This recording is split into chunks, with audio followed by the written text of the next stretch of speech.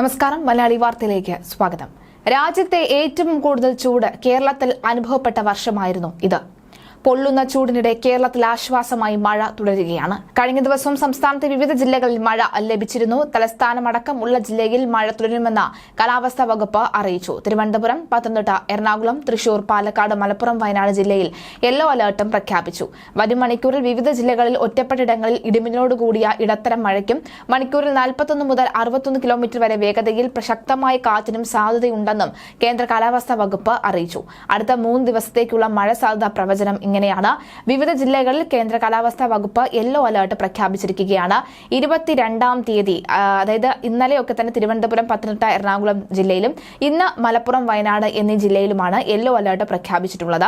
ഒറ്റപ്പെട്ട ശക്തമായ മഴയ്ക്കുള്ള സാധ്യതയാണ് പ്രവചിക്കപ്പെട്ടിരിക്കുന്നത്. 24 മണിക്കൂറിൽ 64.5 മില്ലിമീറ്റർ മുതൽ 115.5 മില്ലിമീറ്റർ വരെ മഴ ലഭിക്കുന്ന സാഹചര്യത്തെയാണ് ശക്തമായ മഴ എന്നതുകൊണ്ട് അർത്ഥമാക്കുന്നത്.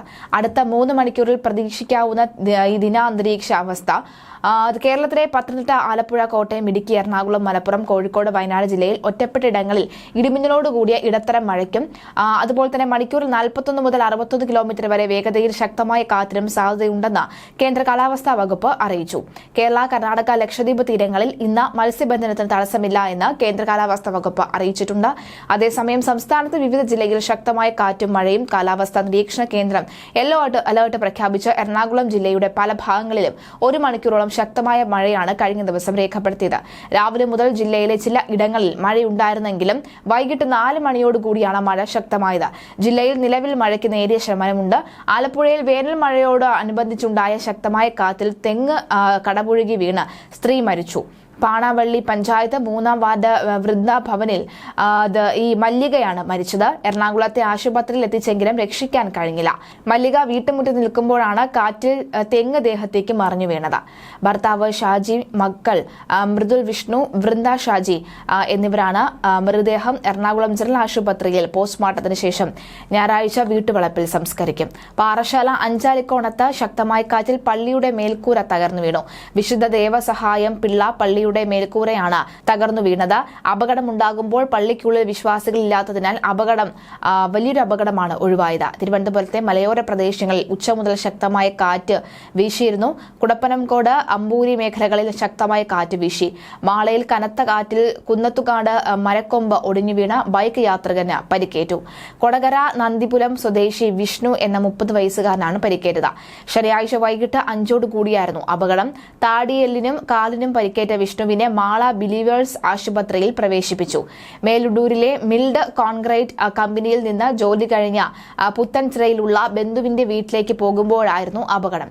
സ്വകാര്യ വ്യക്തിയുടെ ഉടമസ്ഥയുടെ പറമ്പിൽ നിന്നിരുന്ന പ്ലാവിന്റെ ചില്ലയാണ് ഒടിഞ്ഞ് ബൈക്കിന് മുകളിലേക്ക് വീണത്. അതേസമയം തൃശൂരിൽ ഫോം റെയിൻ എന്ന പദമഴ പെയ്തു. അമ്മാടം, കൊടുന്നൂർ മേഖലകളിലാണ് പദമഴ പെയ്തത്. ഇന്നലെ വൈകുന്നേരം തൃശൂരിൽ വിവിധ ഇടങ്ങളിൽ കനത്ത മഴ പെയ്തിരുന്നു. ചെറിയ ചാറ്റൽ മഴയ്ക്കൊപ്പം പതയും പെയ്തിരുന്നു. അതുപോലെ തന്നെ വേനൽ മഴ പെയ്യുന്ന സമയത്ത് ചിലയിടങ്ങളിൽ ഉണ്ടാകുന്ന പ്രതിഭാസമാണ് ഈ പദമഴ.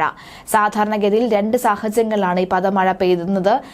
തൊട്ടടുത്ത ഫാക്ടറികളോ മറ്റോ ഉണ്ടെങ്കിൽ മലിനമായ അന്തരീക്ഷത്തിൽ നിന്ന് പദരൂപം ഉണ്ടാകാനുള്ള സാധ്യതയുണ്ട്. അല്ലെങ്കിൽ വേനൽക്കാലത്ത് ചില മരങ്ങളിൽ പ്രത്യേകതരം അമ്ലരസമുള്ള പദ രൂപപ്പെടുകയും ഇത് പദ സൃഷ്ടിക്കാനുള്ള കാരണമാകുമെന്നും കാലാവസ്ഥാ വിദഗ്ധർ പറയുന്നു.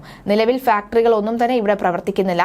പദമഴയിൽ ആശങ്ക വേണ്ടെന്നും പദമഴ പെയ്യാനുള്ള കാരണം അന്വേഷിക്കുമെന്നും കാലാവസ്ഥാ വിദഗ്ധർ വ്യക്തമാക്കി. ഇടുക്കിയിൽ വേനൽ മഴയിലും കാറ്റിലും വ്യാപക നാശനഷ്ടം. പന്നിയാർകൂടയിൽ മരം വീണ വീട് ഭാഗികമായി തന്നെ തകർന്നു. കൊള്ളിമല സെന്റ് മേരീസ് UP സ്കൂളിന്റെ ഓടുകൾ കാറ്റിൽ പറന്നുപോയി. അധ്യാപകർ കുട്ടികളെ തൊട്ടടുത്തുള്ള കെട്ടിടങ്ങളിലേക്ക് മാറ്റിയതിനാൽ ആളപായം ഉണ്ടായില്ല. സംസ്ഥാനത്ത് ഇന്ന് വ്യാപകമായ മഴയ്ക്കുള്ള സാധ്യതയുണ്ടെന്നാണ് കാലാവസ്ഥാ വകുപ്പ് അറിയിച്ചിരിക്കുന്നത്. 7 ജില്ലയിൽ യെല്ലോ അലർട്ട് ആയിരുന്നു കഴിഞ്ഞ ദിവസവും പ്രഖ്യാപിച്ചിരുന്നത്.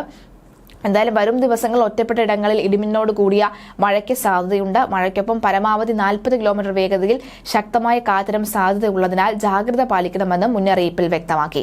അതേസമയം ആലപ്പുഴയിൽ കാറ്റിൽ തെങ്ങൊടിഞ്ഞു വീണ് 53 മരിച്ചു. ചേർത്തല പാണാവള്ളി വൃന്ദാഭവനിൽ മല്ലികയാണ് മരിച്ചത്.